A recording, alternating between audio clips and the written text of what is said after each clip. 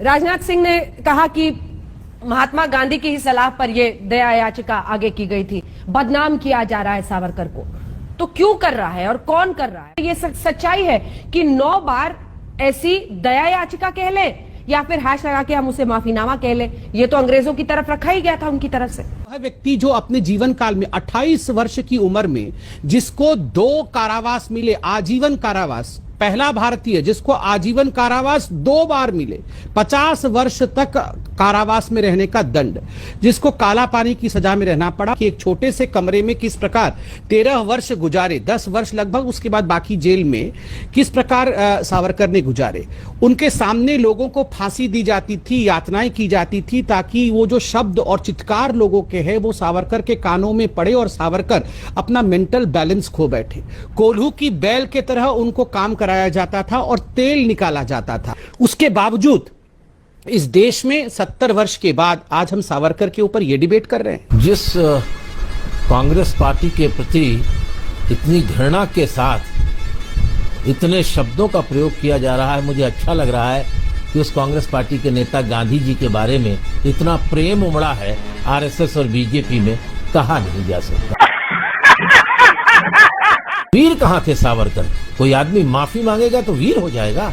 वो अकेले cellular jail में थे क्या? कामागाटा मारू से आए हुए गदर पार्टी के कितने लोग, सोहन सिंह भकरा से लेकर तमाम लोग वहां जेल में थे। उन्होंने क्यों नहीं दया याचिका लिखी?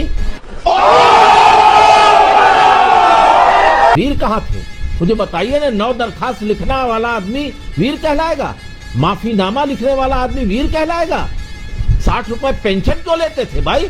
और लोग नहीं। ये बढ़िया था गुरु। माफीनामा कहते हो कि गांधी के कहने पर लिखा? गांधी जी ने माफीनामा के लिए आपको प्रेरित किया।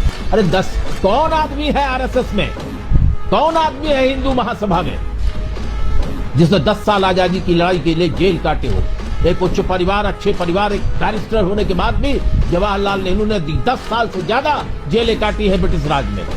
उनको बदनाम करने की, कभी कहते हैं वो महिला प्रेमी थे, कभी कुछ इस भारत के।